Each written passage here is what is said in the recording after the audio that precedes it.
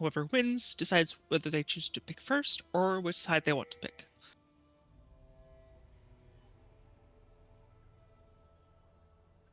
Both players are playing champions that they are very comfortable with typically, but are also trying to play for, obviously, that early game kill, because they don't have a lot of time here.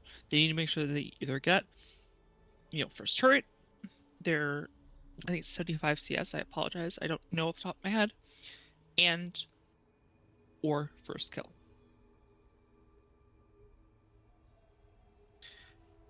Keep in mind, this is typically a jungler style play, so we will see a lot of not so much not used, or players not being used to the typical laning style phase, but like a lot of bush style gameplay, as we saw with that Olaf first engage, trying to get those early axe throws into that Irelia just to poke. She doesn't have as much sustain as somebody who, like Olaf, might have.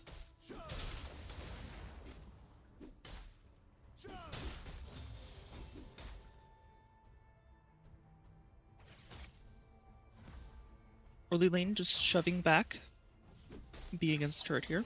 Irelia purposely taking that time, being patient here, getting those stuns off, getting her stacks, letting Olaf waste those cooldowns, keeping her passive up, nice and careful.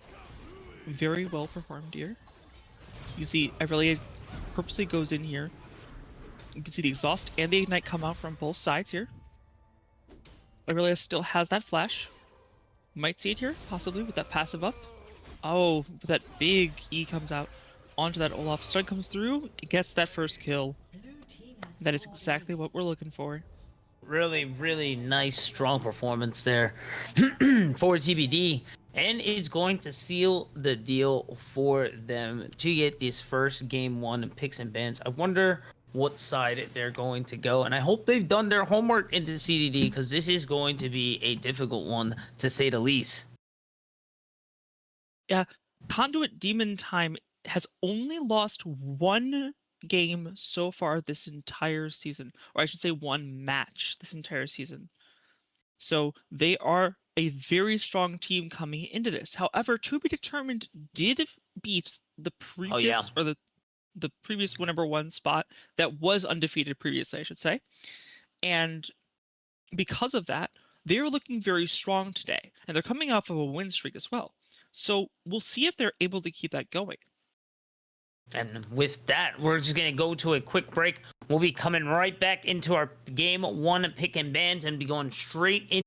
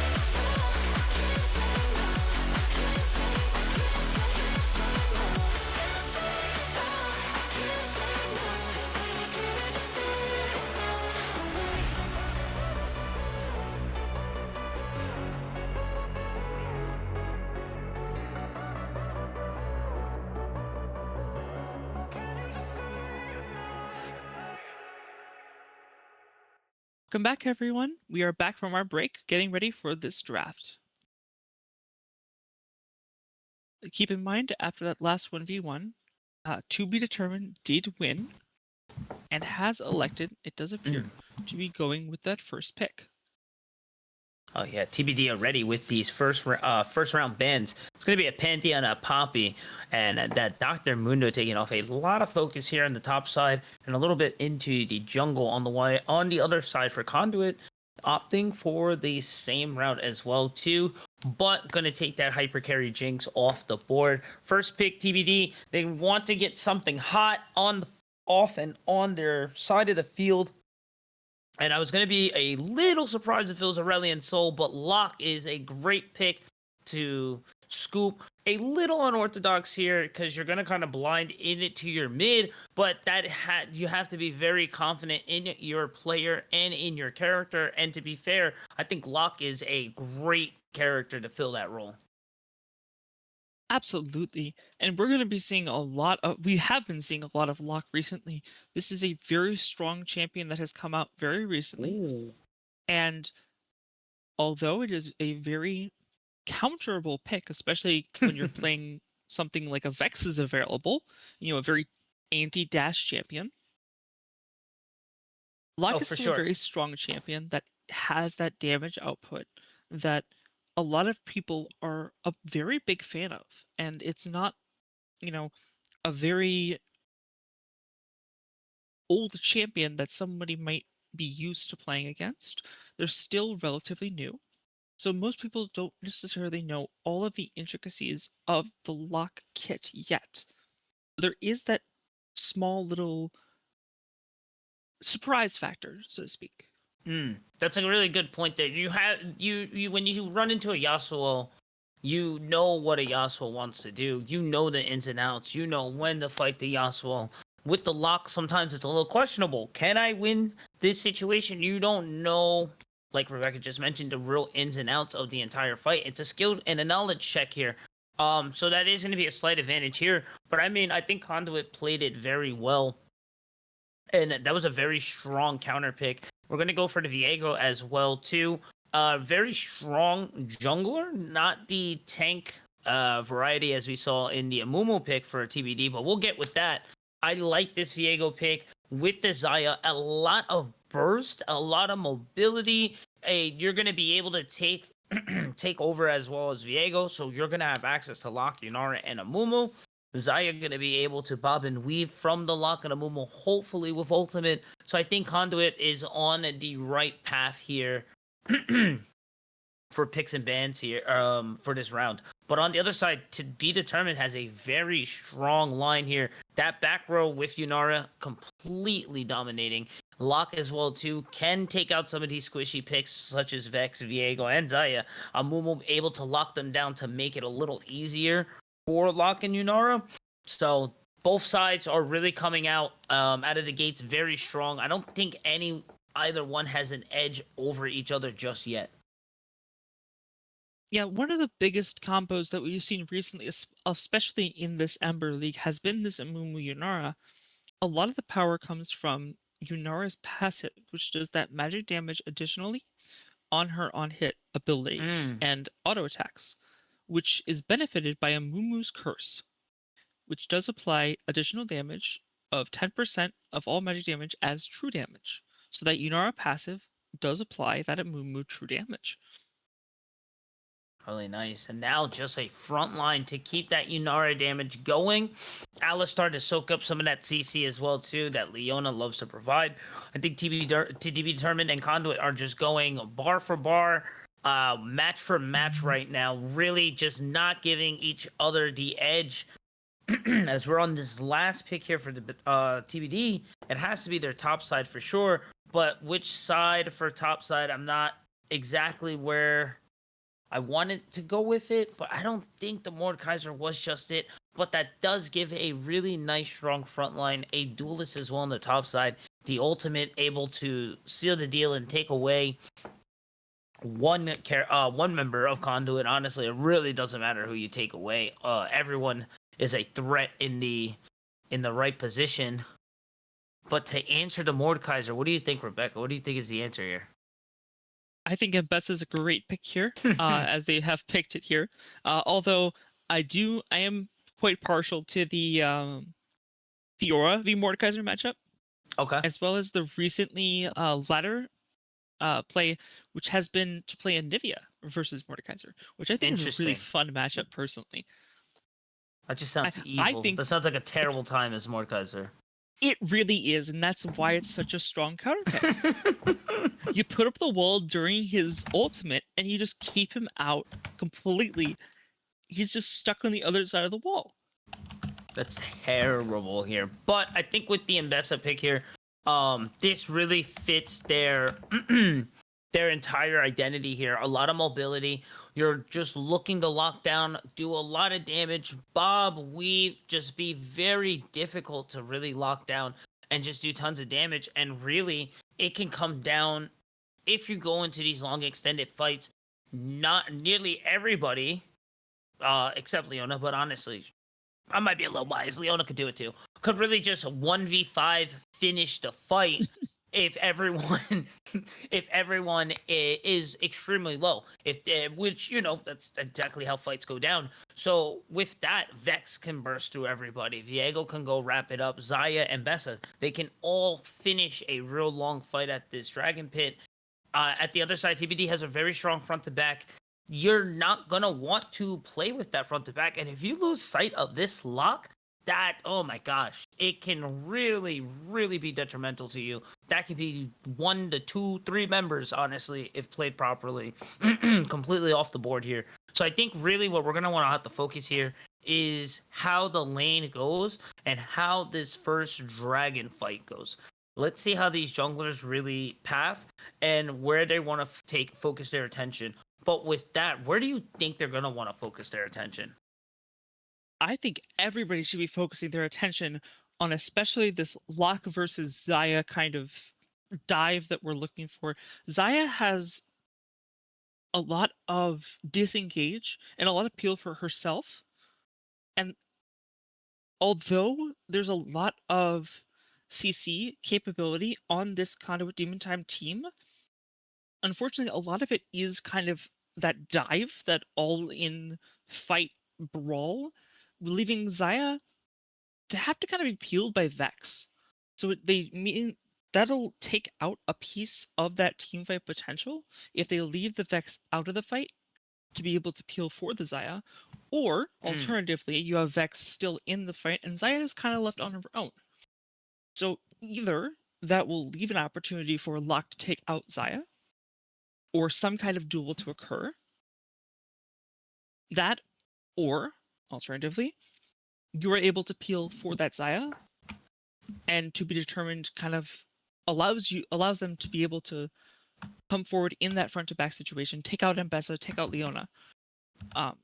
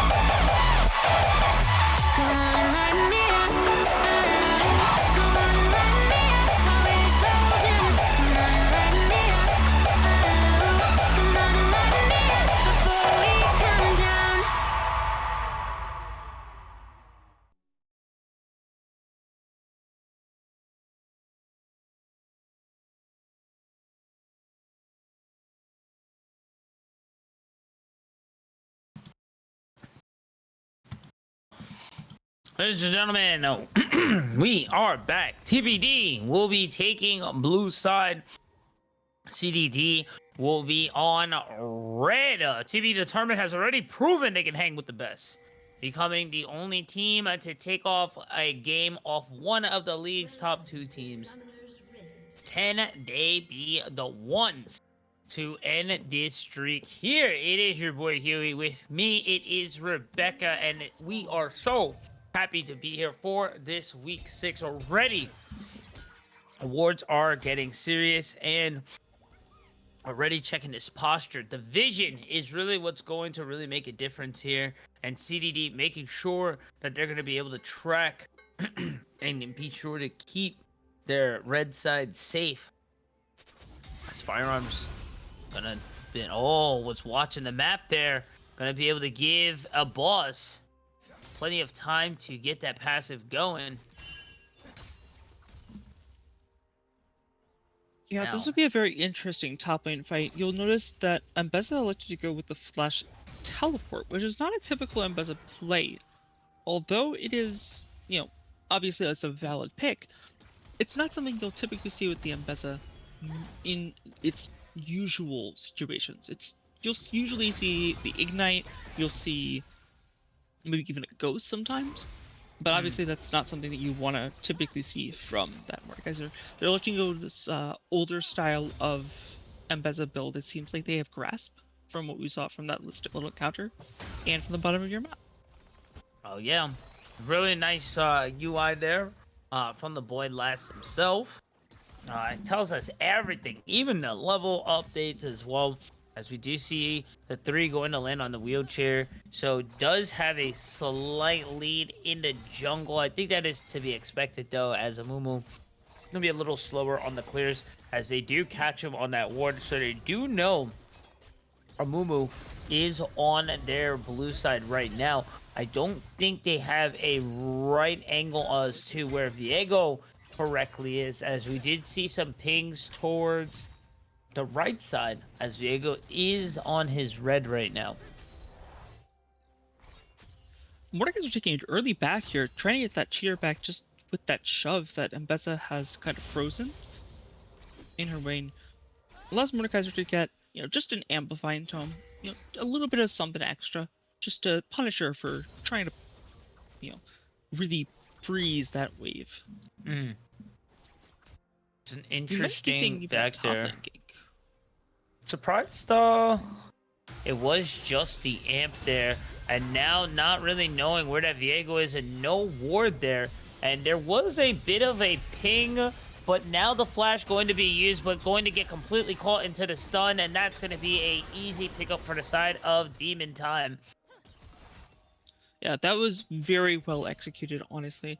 I had mentioned going into this that likely we were going to see a gank there. Viego had that faster clear. He had the first, that level 3 advantage.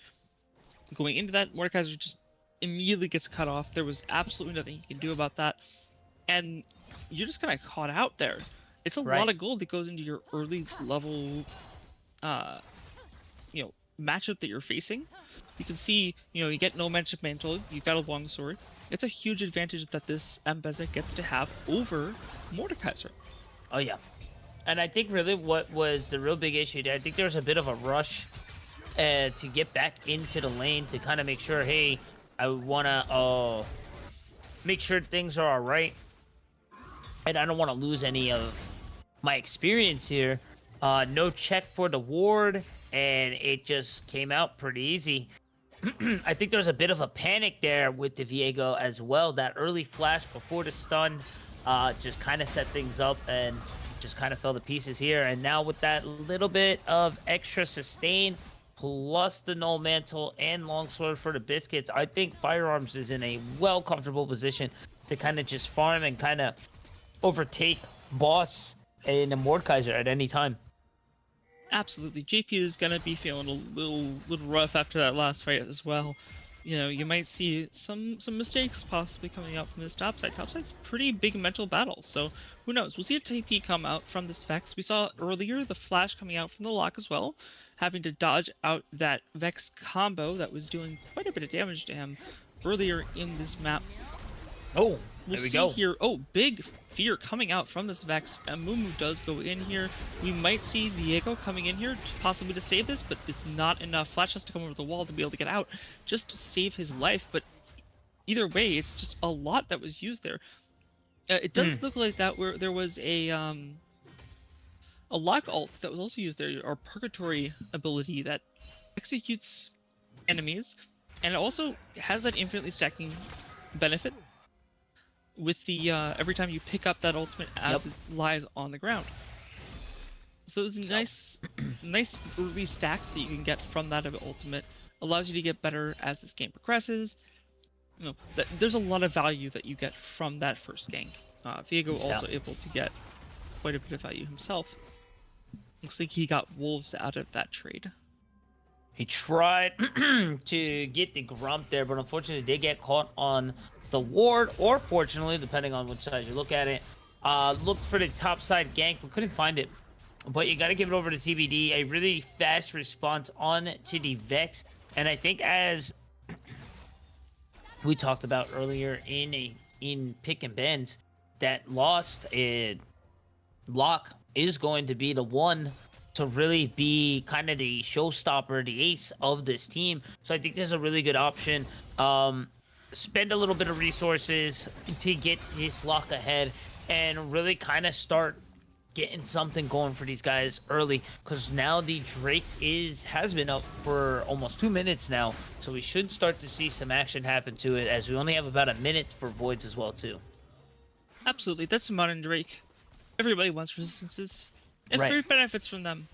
Leona, Amumu, and just everybody overall. We'll see some kind of skirmish here, I'm sure. But do note that Yunara does have that level 6 advantage that the Xayah does not have. So there is a very large benefit to this fight that TBD decided to take. Amumu goes in, nice bandage toss, lands a nice root, and is able to get quite a bit of value, but it's not enough. He manages to get the Xayah first, but Vex ends up taking him out. Leona able to take out the lock. We see the flash comes out from that Yunara, able to get quite a bit of value from it, but not enough to be able to save her life. We see the Leona ends up able to get quite a bit of benefit from her CC abilities that obviously she has a lot of. But Yunara, you could see there, got quite a bit of value, just unfortunately it wasn't enough. Yeah, it doesn't look like definitely there was a optimal usage of abilities there with that ultimate. It definitely looked like it was TBD's time to shine there. A really nice 3-man ultimate from Amumu, but the damage, just like you mentioned, just was not there, unfortunately. And it really just turned to be CDD's battle for that. And now the nice solar flare dropping on to Waffles, and they are going to get walked down and get caught. And now Orion and Amumu are here, but I don't know if they're going to be able to handle it, as now Firearms have to fight out of the Shadow Realm. Will be able to escape, as now Boss going to drop the Obliterate. Might be able to pick this one up, keeping that passive going, forcing the flash away out of Firearms Arsenal there. Has plenty of energy, but I don't think they have any backup coming anytime soon. The Voids are up and summoned. Let's see what the answer is going to be here. Does look like we're going to see that CBT coming in for those Void Grubs here. But they'll likely go for this Mordekaiser again, who's extremely pushed up yet again. Oh, man. Caught out in the same exact predicament they were at the beginning of the game. Vex did come in there with that Shadow Surge, but honestly, it probably wasn't even necessary at that point. Quite a bit of damage coming out from that 3-person gank, or that 3-person fight in that top lane. Right. They did end up sacrificing for that first Drake as a result, though. I think it was a good call there. And honestly, that Drake there was a consolation prize. You get the gold lead, you keep this Mbessa up. Granted, it did go over to the Vex, but overall, it's still exactly what you're looking for, and it gives you all 3 voids. All three voids is very dangerous. There's a reason why they brought it down and why you have to get all three voids, and why it's a little more contested than what we saw. And right there, the Luden and the Wing Blades there for Nike and for Vex. It's going to be a fantastic pickup. And that just kind of shows, granted, Nike wasn't there, but it does show how much gold was there and how much it was worth. And now these plates are really going to start to fall with the Void passive. Yeah, there's quite a bit of CS advantage here on the side of the Embeza. You can see this is a 20 CS difference in just 10-40. So I would not be surprised to see, you know, a lot of focus coming into this top lane fight. You can see Amumu's already trying to get in here, as is Locke. They're trying to get this benefit for this Embeza, but the ultimate comes up from the Mordekaiser a little bit questionable. He doesn't have a lot of the damage that he's looking for. I don't think they're really going to get the benefit out of that ultimate, and he ends up falling because of it as well. Right. Vex, I think what they were really looking for here was just for the lockdown on to the Mordekaiser. He just wanted to hold them in for as long as possible. As we get to this fight here, Orion having to let that ult fly to keep themselves afloat. And now Lost Time's looking for this Vex, the Electrocute passive going to proc, but it won't be enough. I do want to mention towards the quickly, bot side. Diego's running Halo Blades here. Oh yeah, definitely not too far out of the ordinary. If we might see this fight, once we see this fight, we might I'll get a little more onto it. As we see, going to be forced out of their own jungle, going to have to smite their own camp there. And looking for the ultimate going to be force flash there. The exhaust coming onto Wheelchair, but the solar flare is going to be more than enough. The Alistar going to be more than tanky to knock up as well. Two good knowledge check, but now here comes Lost trying to get one, but now will make it a 2-for-1. Scratch that, make it 3, make that a 4-for-1 bot lane special. You'll love to see it. Demon Time cooking up here, out on a 4K gold lead. Huge execution benefit there. You could see Yuntal was purchased from that Xayah previously before this fight ended up happening. Oh yeah. So they had a fully completed item that Yunara didn't actually have at the time. You'll notice also bot lane quest is completed here from the side of Xayah. You know, she has this benefit, six different assists here, which has gotten her a full 1k gold above her opposing lane.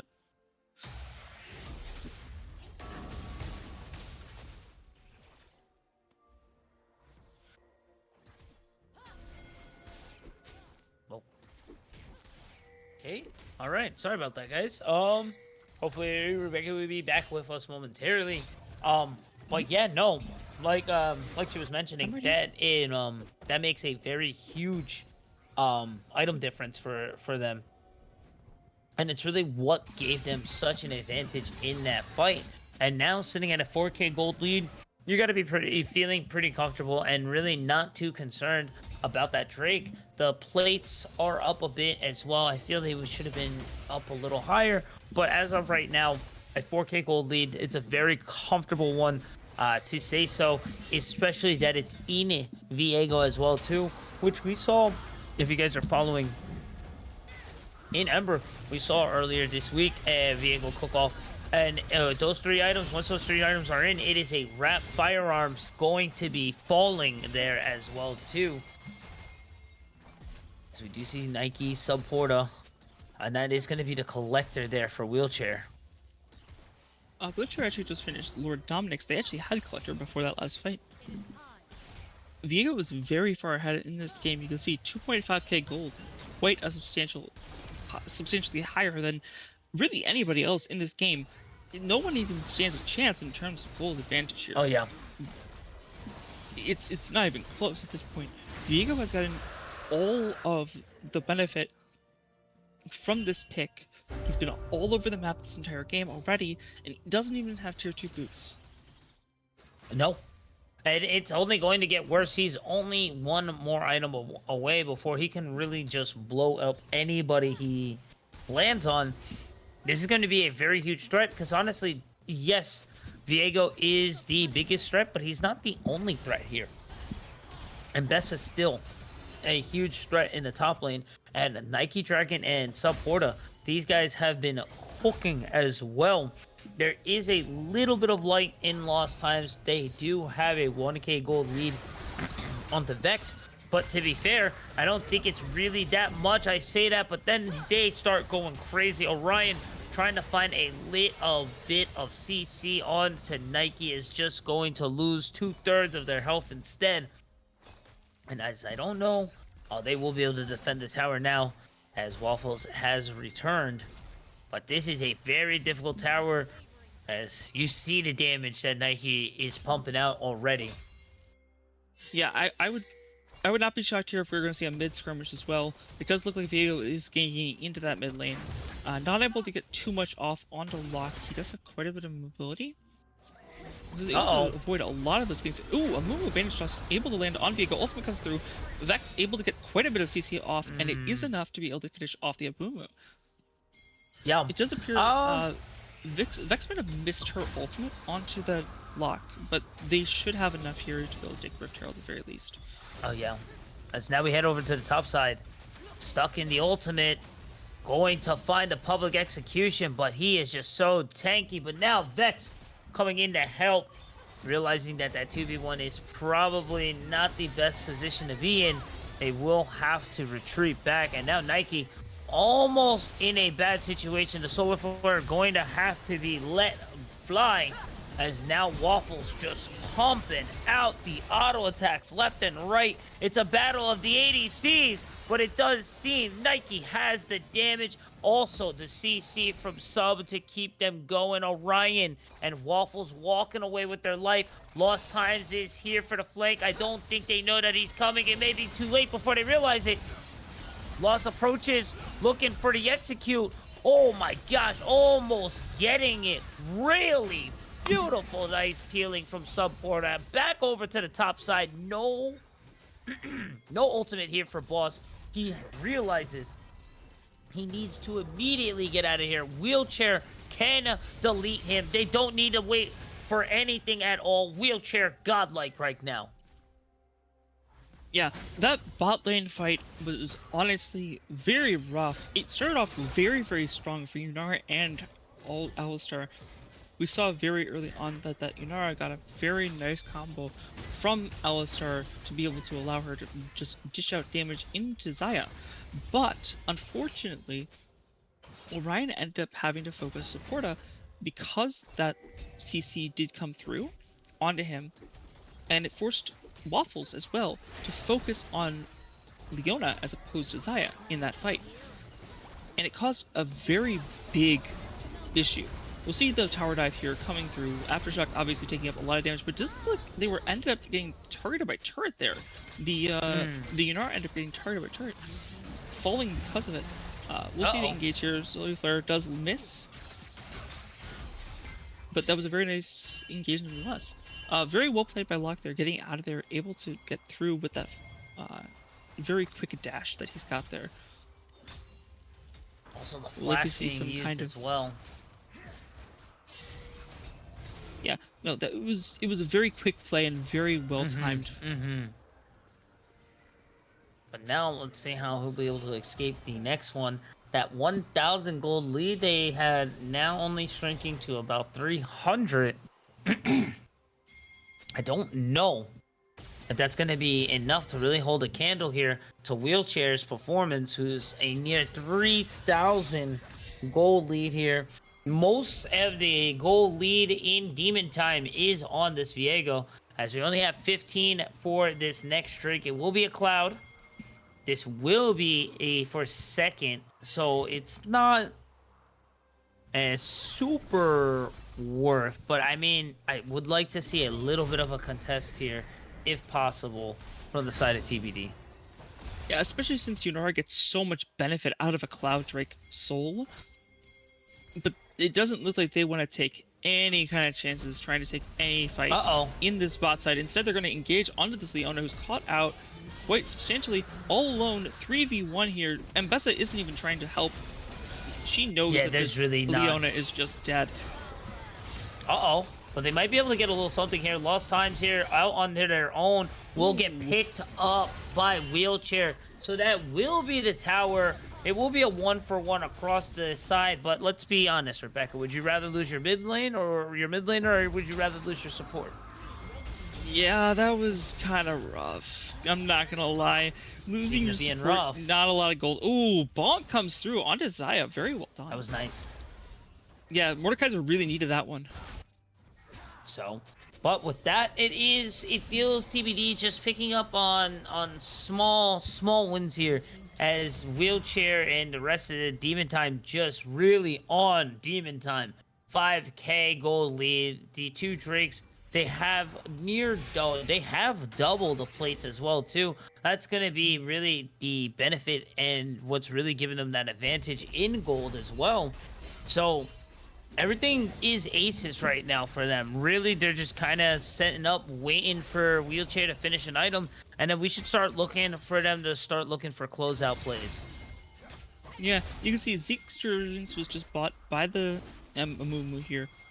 I'm seeing most likely a Storm Surge or a Shadow Flame being purchased by the Lock here.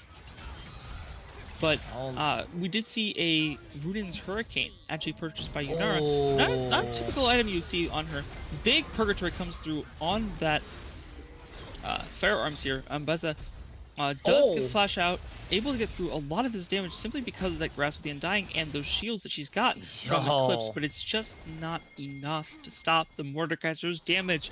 He is finally coming through onto this top side after a very long and tedious top lane battle that was very heavily favored for Firearms at the very beginning of this game. And right now, getting that Riftmaker built in, and now Vex in danger, in trouble, as Amumu shows that they don't even need anybody. They're a strong, independent jungler, and they're able to solo out Vex here. But that is the Amumu ultimate out, and that is a strong point in TBD's team fight. With Baron looming, it's a little rough here. That's a lot of their engage, a lot of their team fight in general is just from this Amumu. So using Curse the Sad Mummy as a solo onto that Vex when you have, backup coming in, it's not exactly what you're looking for. Especially when Demon Time definitely has the ability here, to get that Baron easily with just 1 or 2 picks. So they're forced to push this mid lane, which, fortunately for them, they do end up getting paid off for. They're able to get that first turret, and it allows them to be able to have a little bit more pressure in mid lane, and so they can't just blindly get that Baron without having some kind of downside to this. But you can see everybody just backed from that blue side. I would not be shocked to see some kind of power play here from Conduit Demon Times. They are so far ahead. Viego he built that IE. He has Infinity Edge. He does not have tier 2 boots yet, which is interesting, to say the least. But it doesn't seem like he really needs them. Who needs boots when you have Collector IE and Lord Dominic? So you don't need boots. You're fine. I really like this build here, and we saw this earlier this week in Ember with Mikey cooking up on this Viego.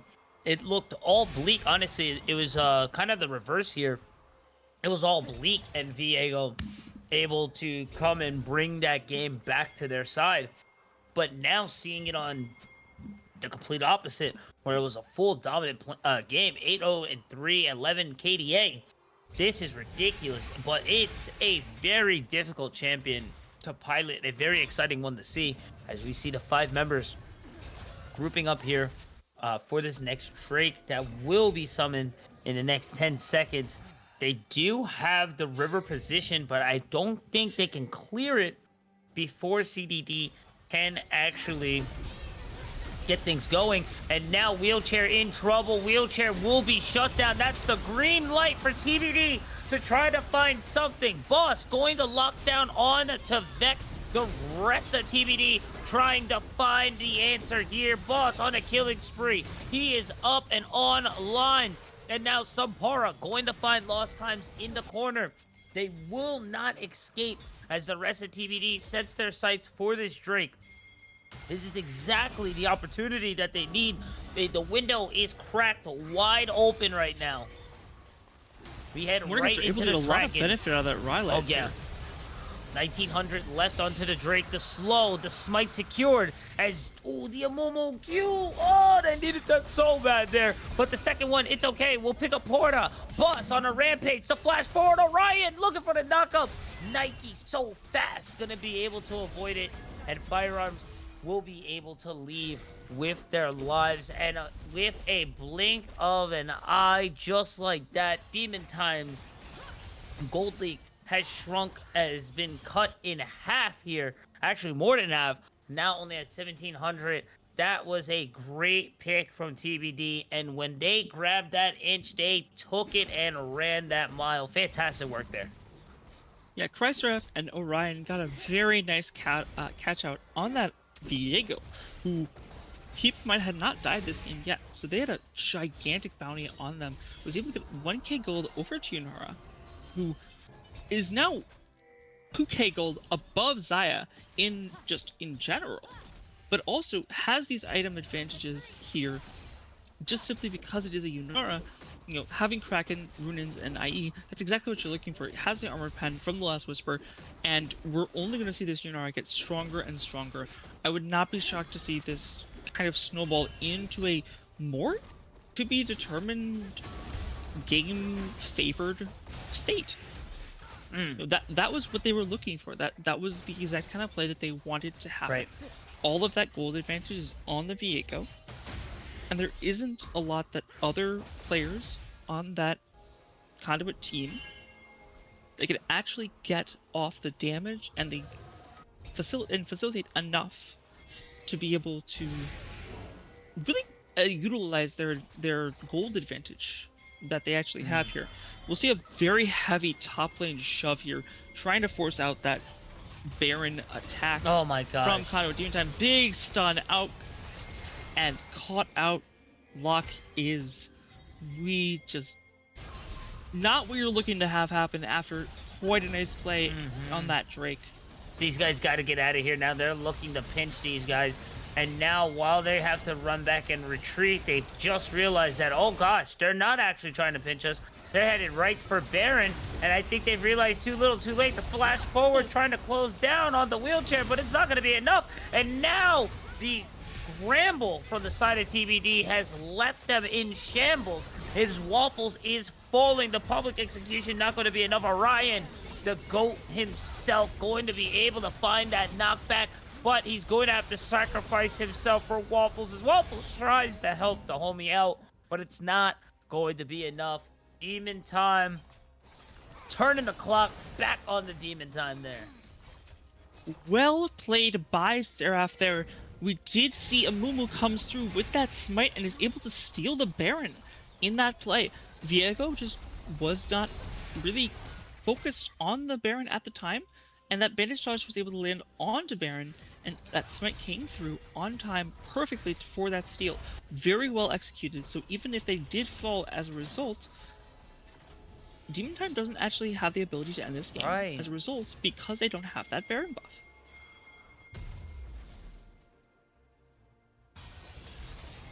Shocking to say the least there. And now just kind of the momentum is just kind of back to where it is. The lead comes back a bit, but it's only 2,500. The Baron going to alleviate about 500 from it, so it's not the end of the world, but this gives TBD plenty of time to get back into this game and be able to farm their lanes comfortably for the most part. And now just kind of play for the long run where they could possibly be able to go for the soul. Yeah, the to be determined team does have a very strong late game burst that there's not going to be enough peel on Conduit Demon Time to be able to stop everything without inevitably missing a lot of abilities that need to be hit on multiple champions to be able to get the value out, such as Solar Flare, such as, the public execution. These are abilities that you want to be able to utilize on multiple people, and if you have those people in your backline, in front of you, behind you, everywhere, you're not able to get all of the benefit that you totally want from those abilities. But you'll also, if you don't use them, Yunara is so far ahead at this point, and Lux still is slightly ahead and has a lot of burst potential. He did end up going for the Shadow Flame over Storm Surge, so he does have quite a bit of burst that we are looking at here. He ended up picking up the Seer's Arm Guard. Keep in mind that Sonya's we're looking at for that invulnerability timer.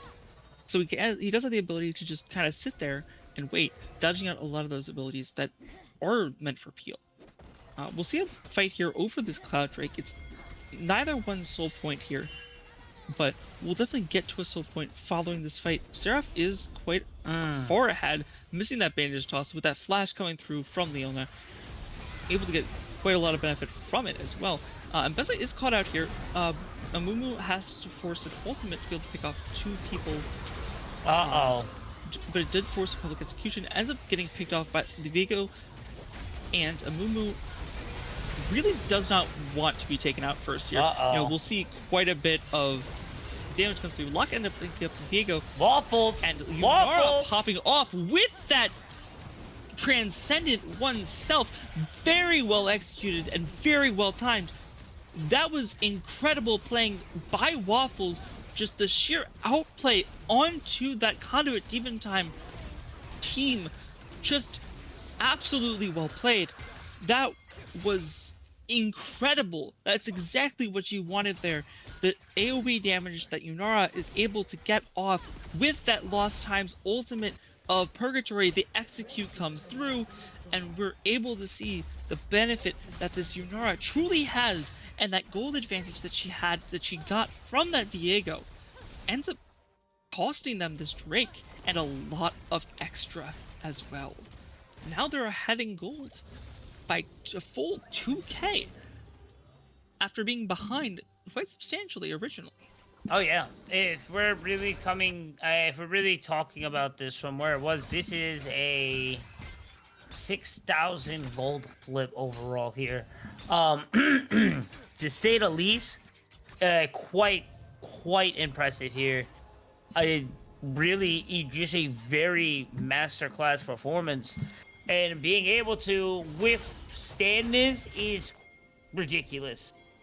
You're still not completely out of the water just yet, and I think you can't get too comfortable. But I say that, and they get right into a fight that definitely looked like it was Demon Times' hour, but it looks like TBD has their time here. 3k gold lead, and they're pushing forward onto this. And I for one, am completely shocked that they were able to bring it even to a spot where they were completely in the driver's seat here. No, that fight really did look deep. Oh yeah, double knockup. Here we go. Big now they're gonna try to head forward onto Orion, and this should be the pickup. But Nike, beautiful stun, locking down a mobile before they can get the ultimate off. And a TBD going to have to back up from there, starting to stop some of this momentum TBD has built up. This is still anyone's game. There's a lot of back and forth in this game. There's a lot of capability that these teams have, and really, you just needed to back up, reset, get your gold there. So the advantage that fight had of the Amumu falling early actually benefited them in this situation specifically. They are trying to go for this Baron again. Hopefully they'll get a little bit better luck this time, as they did unfortunately lose it last time. Or fortunately, depending on which angle you're looking at it. But it does look like this is a very, very Demon Time Baron. There was no contest available there. Mumu was still coming back from spawn, or just respawning actually entirely. And you don't have that smite steal that you had last time. So there just was no contest that was available. We'll see the fight coming through here on Drake coming up here in 2 minutes. But in the meantime, we'll just see a big shove likely coming out from Conduit Demon Time, and if they win this next fight, this may be the end for TBD in the specific game. What do you want to look for here? Right now, you're gonna have to get down on one more defense. You gotta get this last fight in. Honestly, for Demon Time, you need a pick here. You're gonna have to take down the Amumu to break out the engage, or you're gonna have to try to bait out the Amumu engage. You cannot take this full frontal assault. And oh my gosh, if somebody does not get on Waffles immediately to make sure this Yunara does not go off like they did, it could spell trouble. This may possibly be the last fight of this game one as soon as it actually goes down. Yeah, that Alistar just has so much more reliable heal than anything that the Conduit Deep Time actually has. All of their abilities are their skill shots. Except for the Leona Q, but besides just that shield of Daybreak, it's not really going to be much in terms of just reliable, consistent CC that they're able to stop every single person with. And Alistar doesn't really need to utilize a lot of his... he doesn't have burst, doesn't have the damage that someone like a Vex has.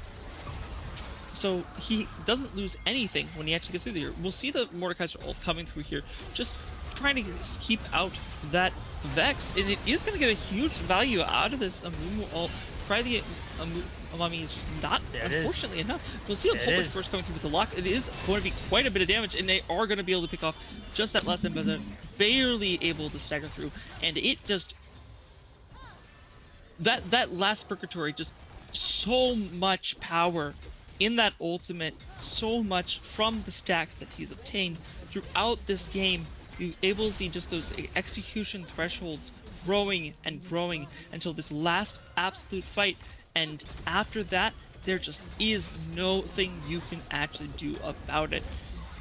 And what a turnaround this was. We'll see this game end with about 6.5k gold differential, and what a turnaround it was.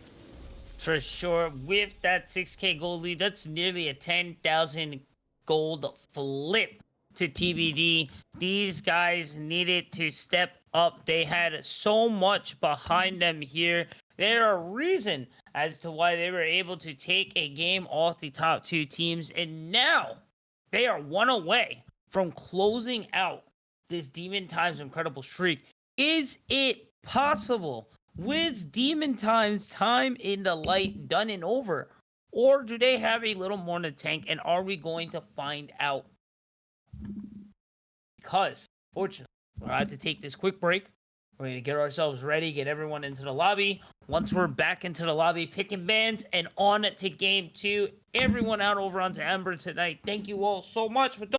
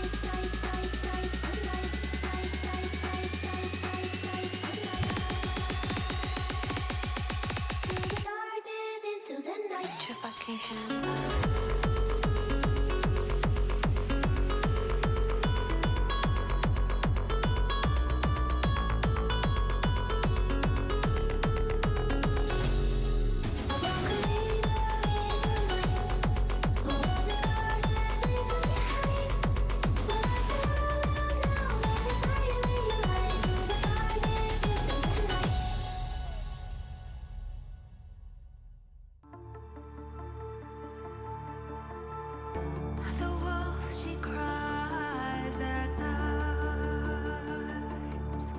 A breath had born in the black wind where the shadows lie. Deep inside despair, our hearts grow fierce, our minds aware. We carry on, oh, we carry on, carry on.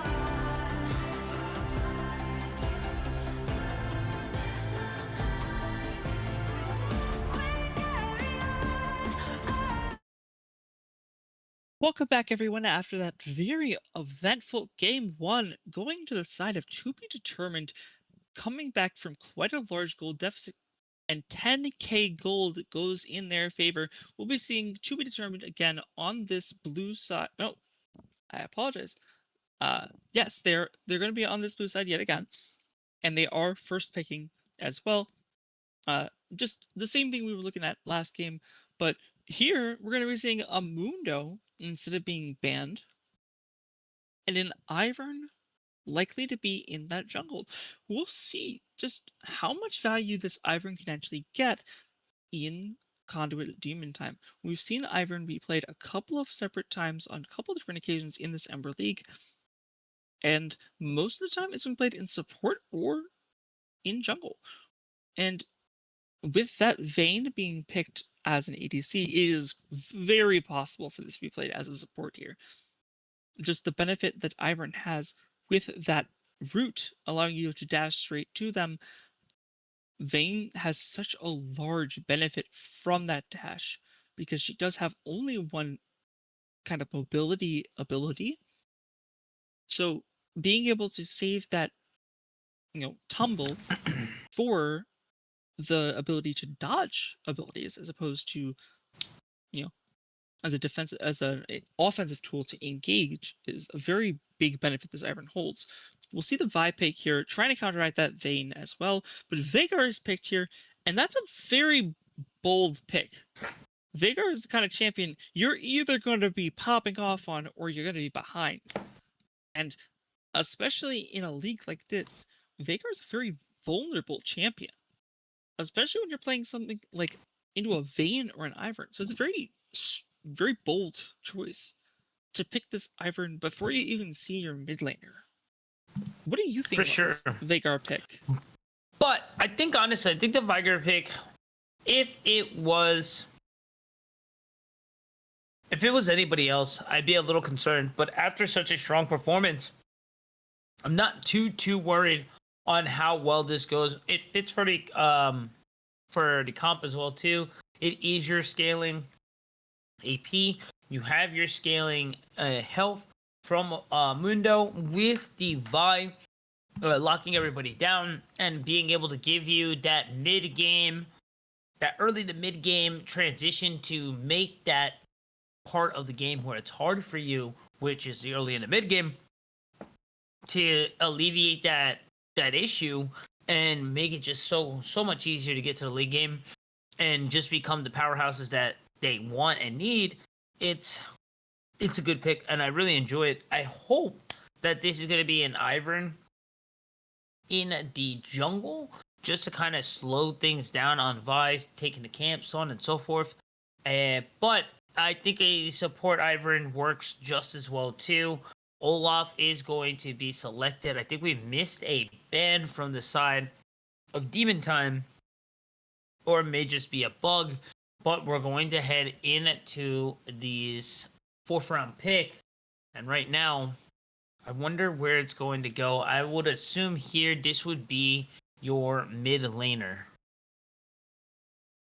Yeah, it could be mid lane. Or, we could see the support slash jungle pick, depending on what we're likely to see here. Hey. They're hovering Seraphine, so it looks like they're going to be playing that Ivern in that jungle pick, which means Olaf is likely going to be in top lane. So this will be a very interesting Olaf v Mundo fight. Is a very sustained fight. It's very Olaf favored. However, just because Olaf has the shielding ability, he's got the ability to just run Mundo down, because Mundo has that benefit of the slow on his cleaver. He's not able to utilize that during Olaf ult. Also, the true damage from Olaf does benefit, and does cause a lot of benefit to come out onto the Mundo, who obviously is going to be building a lot of resistances, and we'll likely see a There we Bork come go. out on the Ivern side. Really? Aphelios Milio. Well, I really like the way that they're playing this out. They ended up popping off last game on the Yunara, which is the reason why they ended up winning at all. So I like this Aphelios pick. It's showing their confidence in their ADC. It's allowing them to pop off yet again. And it just shows the trust that they have in this player, in Waffles, to show his ability once more. But it's not just on him. The Veigar has such a large scaling potential that Lost Times was able to utilize in the last match as luck. So we'll see just how much power he's able to scale up this time. As we now are looking for the last pick here. And it seems that it's going to be Ashe. So let's think about this for Conduit right now. It does seem that it is going to be Vayne top. Vayne top. Seraphine Ashe bot. Wait. Hold on. Wait. Ivern Ashe bot. Vayne top, Olaf in the jungle, and then Seraphine mid. This is definitely a peculiar comp. Based on what they've got here, I think this is an Ivern jungle, and that's what I want to see here, honestly. Just because I think there's so much value that every single one of these champions gets from that Ivern pick. Each singular player, Vayne, Ashe, Seraphine, every single one of these champions benefits from Ivern, just in general, whether it's the shield, whether it's the root, whatever it may be, on-hit potential. There's just so much power this Ivern pick ends up bringing to the table, and I feel like its relevance in every single lane can only be gotten from either a jungle player or maybe a hyper roaming support, but I feel like that doesn't have the same benefit as it used to whenever we have that quest as we now have this season, and we haven't been seeing as many roaming supports getting the same value that they used to.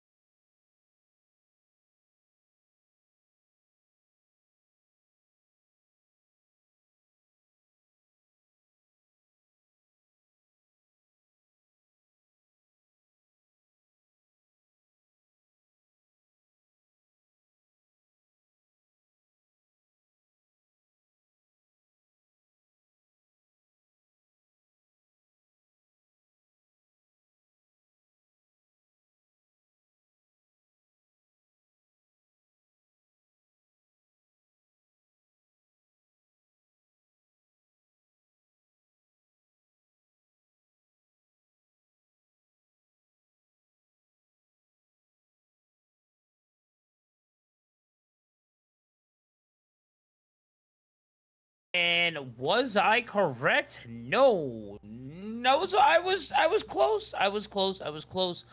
But it is going to be the Ivern in the mid. An interesting pick to say the least. Yeah, I can't say I was seeing that one coming.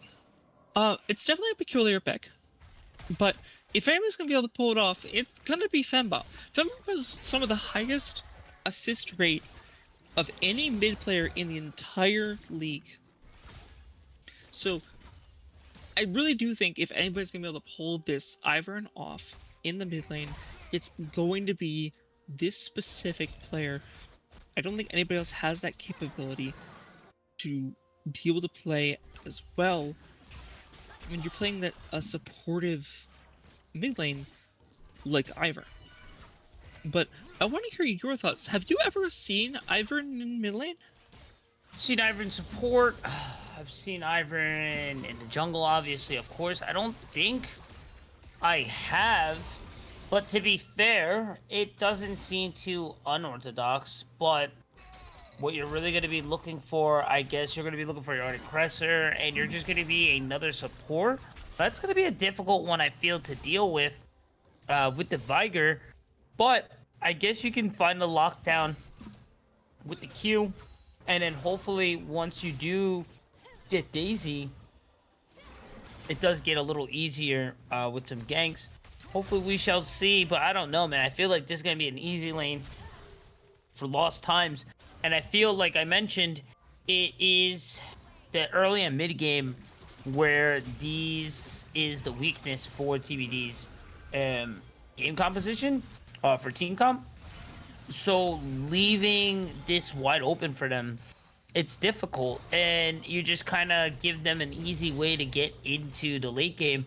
And I don't know, once TBD gets into the late game, you saw what happened game one. You give it to them again with a Vigar, a Mundo, it's going to be wraps here for sure. We head into the bot lane. Nike going to be able to get a decent trade with the volley, but not too much to write home. This might be death here. Firearms with the auto trade, but the skill check from JPD, a boss, just knowing, hey, you know what? I know what you're trying to do here, and I'm not gonna let it slide. And almost trading and keeping that almost even there. But now Firearm is gonna have to use the pots, but overall still has a bit of lead in terms of health. There's a lot to sustain that this Mundo has over Vayne, as well as appears to be an early gain from this Vi. Not able to get too much benefit out of it, especially with Olaf right there. But they did end up getting the Scuttle Crab on that top side as a benefit. We did see the Olaf back early as a result of getting that bot lane, that Scuttle. Vi backing here as a result of just a faster clear, it does appear.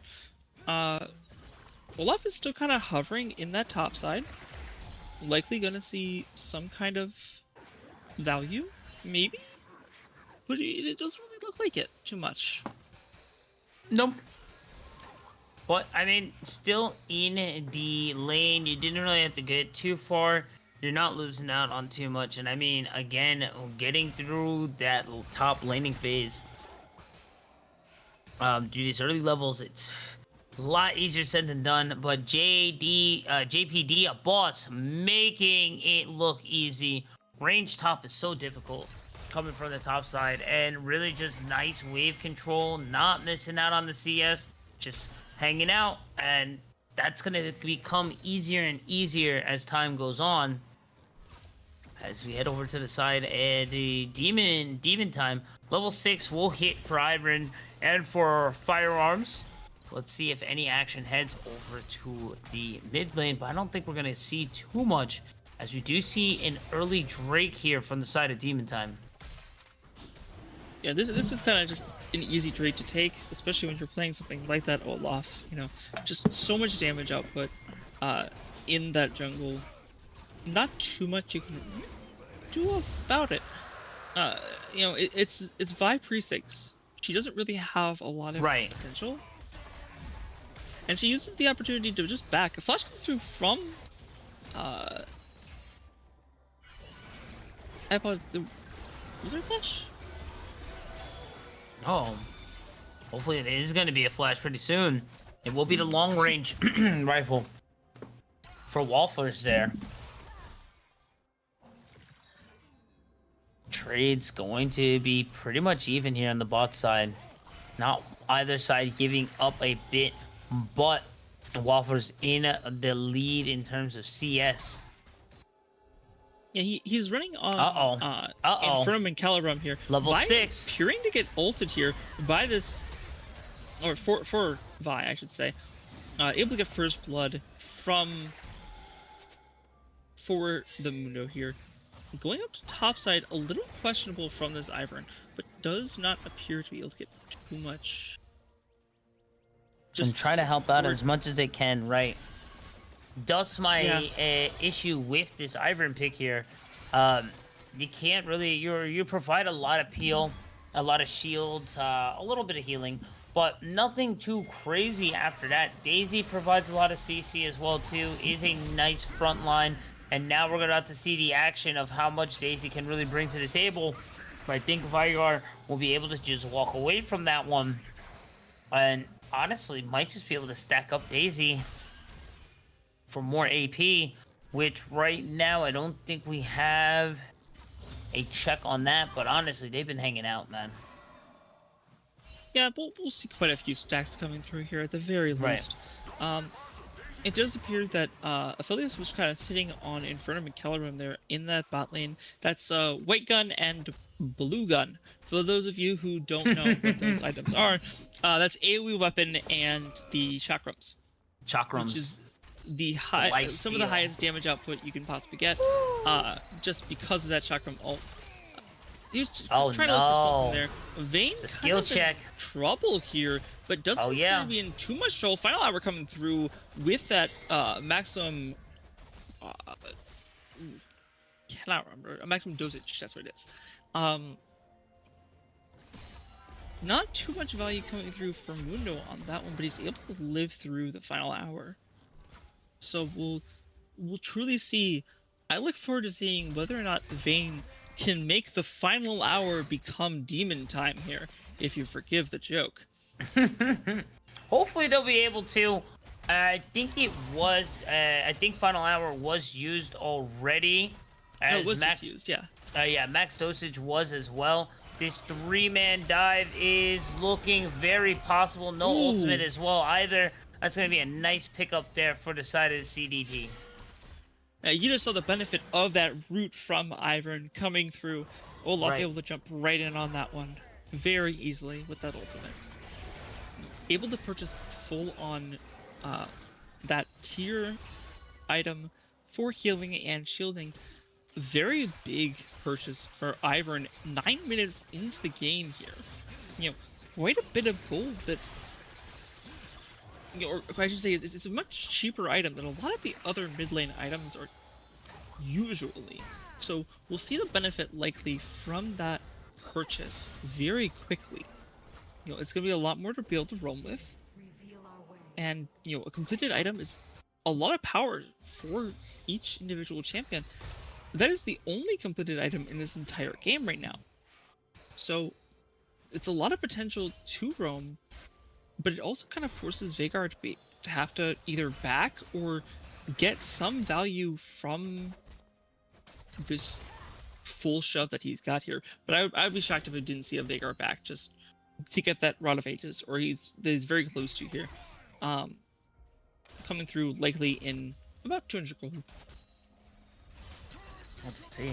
Really nice, knowledgeable check onto the items as well, too. Eclipse will be purchased there for Vi. It's a good pick here. Right now, it's very, very even. And again, I feel like it's going to be a back and forth game. I think this next Drake should kind of help dictate where things are going to go. Rod of Age is going to be picked up there for Vigar as well, too. The max dosage has to be used onto JPD. I don't think they will be able to escape, as they will find that mark to land. You got to make sure those briefcases are landing to get some of that health back, but it is a very difficult lane to deal with. And with that green light there, and only 4 members of TBD on the map, that's going to be an easy dragon pickup again for Demon Time. Yeah, it's the second drag of the game, already going to the side of Demon Time at 11 minutes in this game. We're seeing another Cloud Soul this game, but, you know, last game we never actually got to that soul point. A big, early, or very good cleanse, I should say, of that Crystal Arrow. Not ends up having to use that Tidal Wave, but there's not really too much value out of any of these ultimates, except for just being able to disengage from all sides here. Encore was used there trying to get some kind of, you know, CC out, but it just was not enough from any of the sides to really get anything more than just a little bit of poke early on. We'll see the Hex Optics is purchased by the Ashe here, early game staple item for Ashe. Aphelios is a little bit further behind because he purchased the coal as an item to be able to benefit out of that gold advantage, but he'll be picking up the Hex Optics as well here. You know, you can see that 800 gold advantage that Aphelios has grabbed because of that coal, and just because of the amount of CS he's got over Nike Dragon here, that's 120 CS against 100. Quite a large amount of CS. He's averaging 10 per minute here. Very, very large amount for any person, especially when you're in this Diamond Emerald level. It's not something you typically see with that high of a CS count at this amount of time. You know, 10 per minute is something we typically only see in like really professional play. So it's really nice to see just how much, not just Waffles, but also Lost Time is able to keep up with here. Yeah, it just shows the skill level of these guys, and really shows that you need to be careful of who and where to focus, and how easy this lane has been. There's not a lot of threat from Ivern.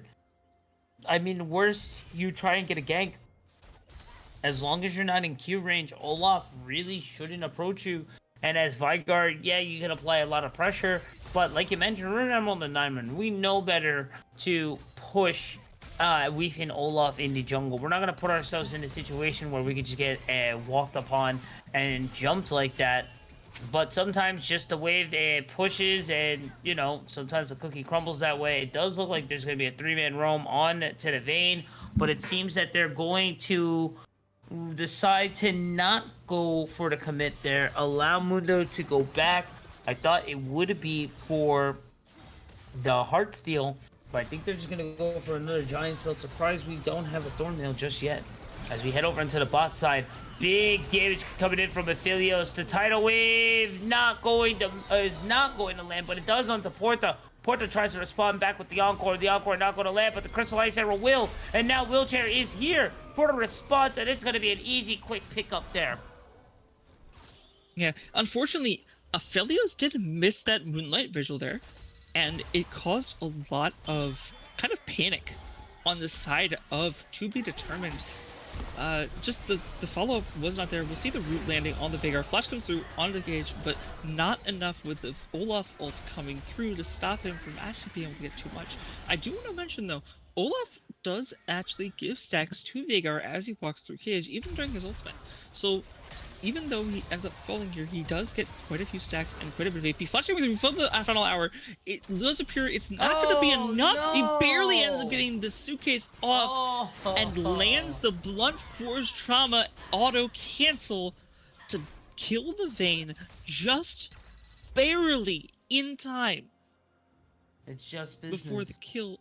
The Vayne would have lived there had she been able to kill the Mundo because of Triumph giving enough benefit of that healing, be able to just live through that last turret shot. But it did appear that she was kind of just chasing, and she didn't even use the ghost there. So, you know, it really makes you wonder how much of that was just playing cocky. Yeah, maybe an auto attack cancel here and there as well too could have decided that. But I gotta give it to Demon Time here. Their objective control has been amazing this second game. 2 Drakes in the pocket very early. Also with the Rift Herald. and Void's uncontested from TBD. This is definitely a different team so far. Yeah, no, this is being. There might be a gold advantage that we're seeing on this board, but there's such a substantial advantage that Conduit Demon Time has in this battle already. There's the Ghost coming out with that final hour. We'll see most likely Mundo going to fall here, but there is a very confident play. Encore comes out through this ultimate here, able to pick up with the tidal wave enough, but Olaf ends up having ultimate to be able to kill that Veigar. Ash falls to Vi ultimate. And it's just Oh my gosh! large skirmish here. Aphelios popping off yet again with a giant Calibrum ultimate, landing onto 3 people there. Both Olaf, Ivern, and Ash able to pick up a huge benefit from those chakrams, and just showing us how it is done as Aphelios. Huge value. Like, this is exactly what you want. To Be Determined has definitely demonstrated that their ADC Waffles is able to do so much with this goal advantage, and we will likely see it again as it is going to be prevalent in this following game. You know, we saw it in the last game. How do you shut this player down? Oh my gosh! I got a feel for Demon Time. It just fell. I also fell into this lull sense of security here. I just felt so comfortable. I thought everything was going right, and then all of a sudden, boom! There it is again. Look at that. The long range ultimate into the long rifle as well too. JPD providing enough time and enough pressure to force 2 members here, and you're not gonna catch that, Mundo. You have to try, but. And if you look over onto the score, it's all blue all across the side of TBD. And it's a 5.3k gold lead. And I don't know how these guys do it, but somehow they make things happen like this. As soon as it seems that Demon Time has the answer, TBD just flips the script. I don't know how they're able to manage this, but I think it's just the CS. They're able to they're able to CS so well. This looks like a totally different team than the team that I have seen play this entire season. They have done incredibly. If you're the coach of this team, props. I'm sorry, I just clapped. I didn't pick up with my microphone. Thank you. Well done. Thank you. No, I'm just kidding. But however you were able to talk to this team to CS just incredibly, and they're able to benefit so much for this when it's on the Aphelios, when it's on the Veigar. Right. 2 champions who need to last hit so much. And especially with that Veigar, those last hits, we don't actually know how many stacks this Veigar is at this point. We don't have a counter. We're not able to see that. We're not able to select the champion here just to be able to see how much he's got on his hotbar. But we're likely looking at around 250 at this point. It's a lot. 18 minutes, 19 minutes, which is a very large amount. Also, the Roa as well too at 8 stacks. Plenty of bonus AP. The hack gonna come in as well too. JPD just going to walk this down like a boss. And who's going to fall there? But that's gonna be an execute. Oh no, okay. I was like, that looked really weird there. I was like, I'm not too he sure did how get the that's turret gonna be. though there. Yeah, heck yeah, really nice work. As And now, that's it looks like it's going to be a 4v4. Gonna try to hold the ult there. I like the no panic there from Wheelchair. Opting to wait to see what TBD brings to the table before using that Ragnarok there. Yeah, holding on to that ultimate is very crucial, especially when you're only... It was actually a 3v4 at the very beginning of that. You had Ivern and Vayne. Ivern was in that bot lane, or it was like coming up from the bot side of river, while Vayne was pushing the top side. So you actually were down 2 people as opposed to the 3. Oh, check the flash! Big cage coming through for the Veigar, able to pick off that Ashe, but Seraphine Encore does stop a follow-up engage.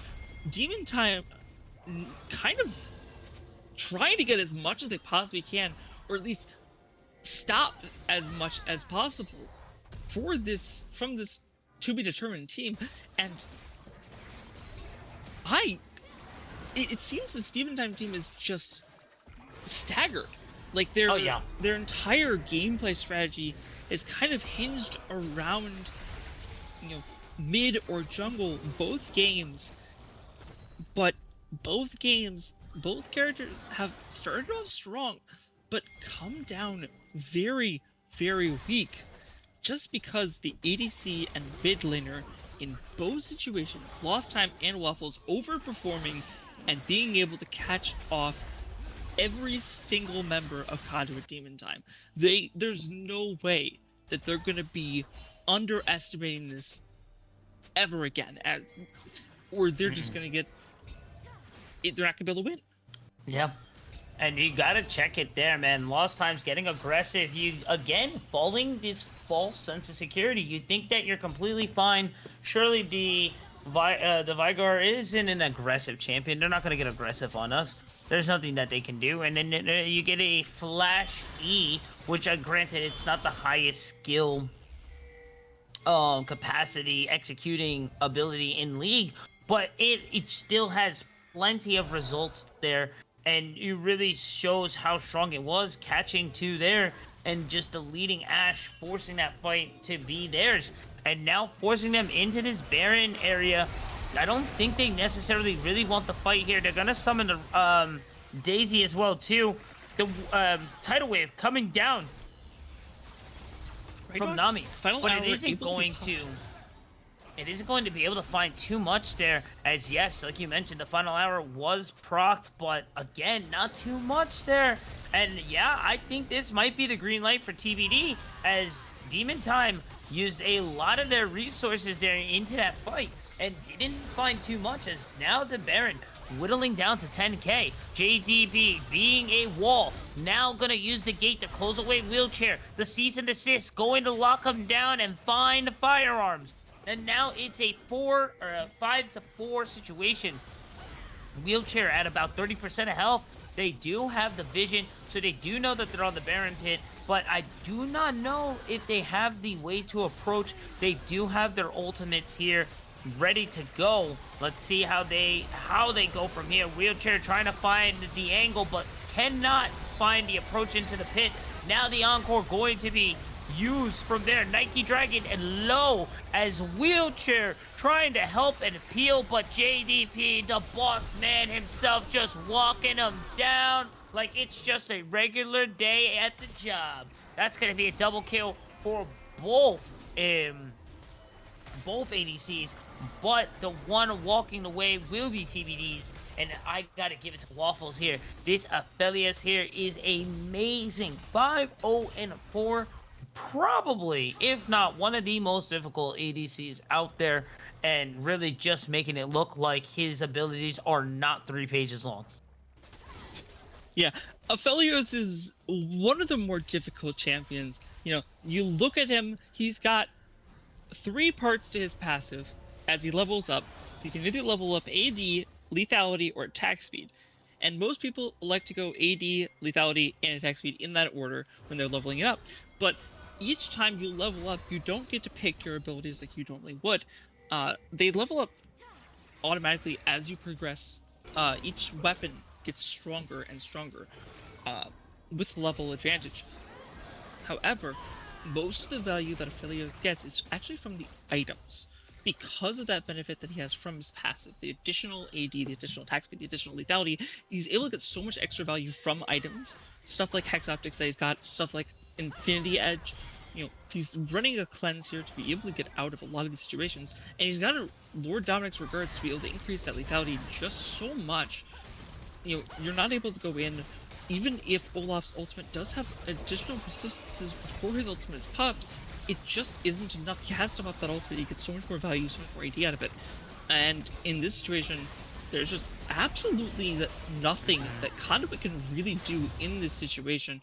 You know, you could see a little bit of potentially, you know, like there was an Ashe Crystal Arrow, I think, that was used there, just onto that Baron. Not able to see anybody landing on, but you're utilizing so many abilities in just the wrong times. It's not necessarily the fights that you shouldn't be taking. but it becomes a fight that you shouldn't have taken just because of how good this to-be-determined team is at backing off of these fights when they aren't looking as favorable. And those disengages are so powerful when you're taking on a team like Conduit Demon Time, who is so all in favored, that once those abilities are down, they're kind of just sitting ducks. Yeah, it just seemed it's there's a very strong burst. Out of the open, it comes very strong, but then right in those middle of the fights, you see it just kind of peters out, and nothing really happens when they're on those cooldowns. The auto attacks aren't really there. JDP taking a lot of damage there, but the ultimate is going to be used. But will he be able to walk away? It's going to be a huge chunk, but that's going to be a bit of life. Demon Time is able to find, but this is a 7.9k gold lead. It's going to be a hard one to get over, but to be fair, normally I would be a little more concerned as to why things aren't being pushed a little harder with the Baron and whatnot. But with this team, you necessarily don't need to take your time, but you cannot be doing things like this, giving 2 easy picks onto the side of Demon Time here, with Drake being spawned as well too. Luckily, Aphelios is able to secure it, but you're losing a lot of ground that of all this time that you have gained. It's a little ridiculous to say the least, but overall it's still a strong lead. But don't give, especially a team like Demon Time, any bit of chance to come back. We saw what happened game 1. Yeah, you've got 2 champions on this Conduit team that are running Hex, experimental Hexplate as an item, that ultimate ability haste as well as attack speed on ultimate. You know, Olaf, Vayne, 2 very strong champions during their ultimates, but once those ultimates are over, you know, they're both duration based, they both reset very well with those champion hits or kills in the case of Vayne. But if you don't get any value off of those resets, whether it be the auto attacks from Olaf or the E, or Vayne kills, you just kind of lose out on an entirety of an item, because Hexplate, Experimental Hexplate doesn't actually have a lot of stats by itself because it has so much value as an ultimate boosting ability or item. So the benefit that you get from it only appears when you actually have that ultimate up. When you don't have it up, there's just so much potentially dangerous opportunities that arise just because you don't have the benefit of your Oh my god. basically your build item. So much damage coming off to that turret just because of the Severum, which is the red gun, by the way, that Aphelios has. You know, he's running the Crescendum Severum, which is so much extra damage output. It's the highest damage output that Aphelios actually has in terms of just raw DPS. But he will switch to Calibrum and Graviton here, which is that long range. Big tidal wave comes through on to both Seraphine and Ashe. Not able to get too much out of it though. Apologize for that little pause there. But not too much they're actually going to get out of this, but it does delay the final hour, and it does stop that Crystal Arrow from getting too much value. No, I think that's a. I think that's a. I'm not too sure where it landed with the slight pause there, but overall it still should be back. This is the difficult issue where Demon Time is right now. They only have 2 minutes to farm. In the next 2 minutes, they have to be at Soul. They cannot just give this up right now. They have found some success in finding some picks, but they might be the ones getting picked here as JPD finds a mark onto Porta, but now they have to retreat back. It was a very scary angle and almost succeeded there. And now this is a great play from TBD.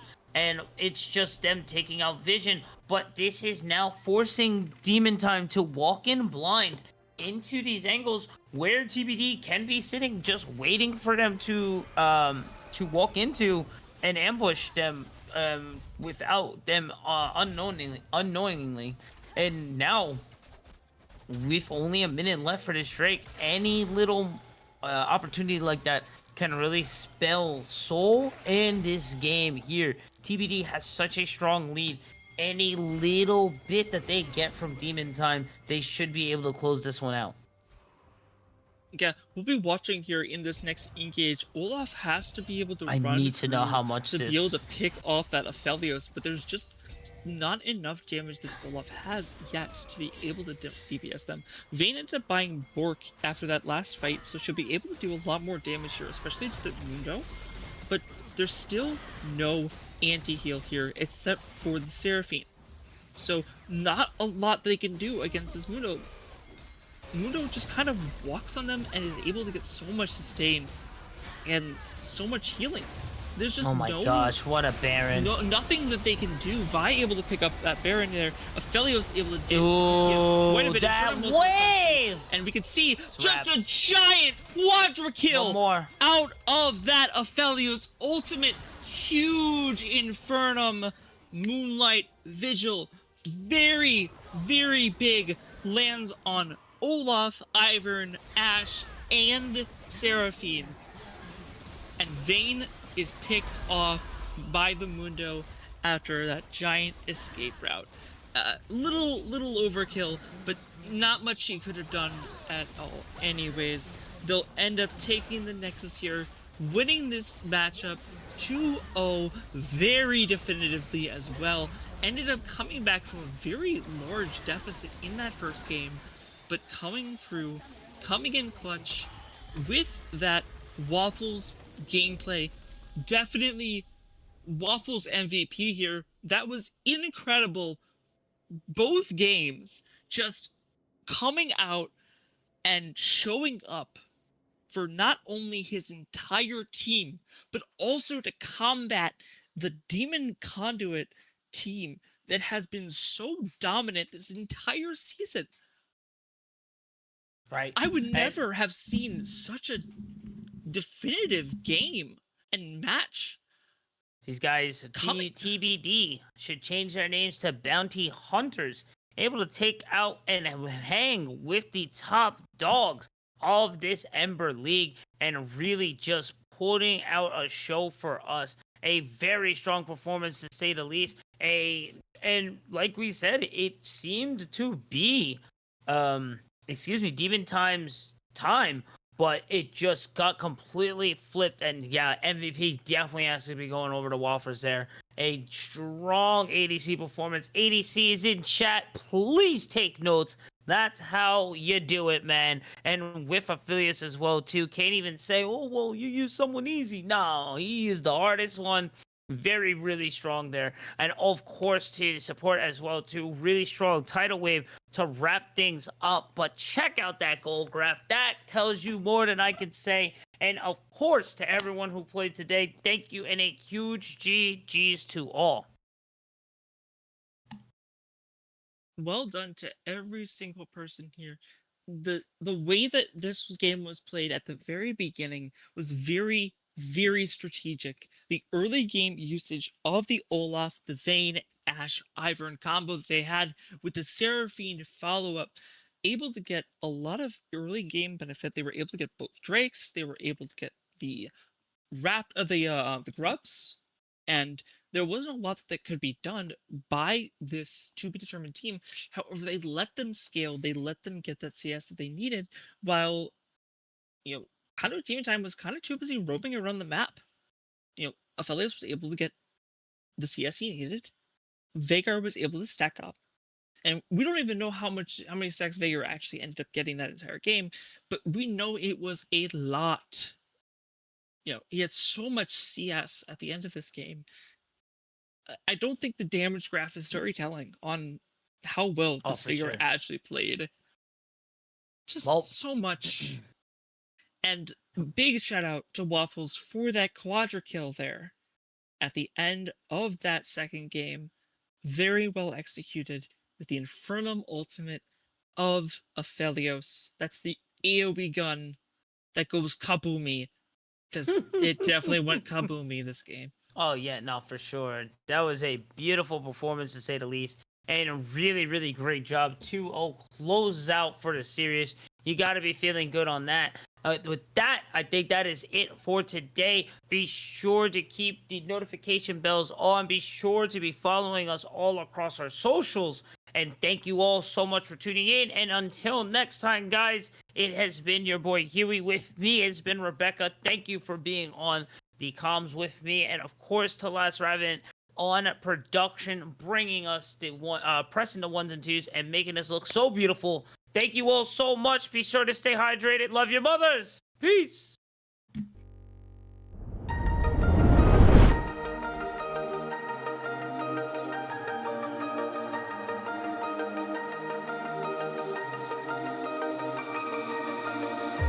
Blinding lights, lost in your eyes, feeling the pressure.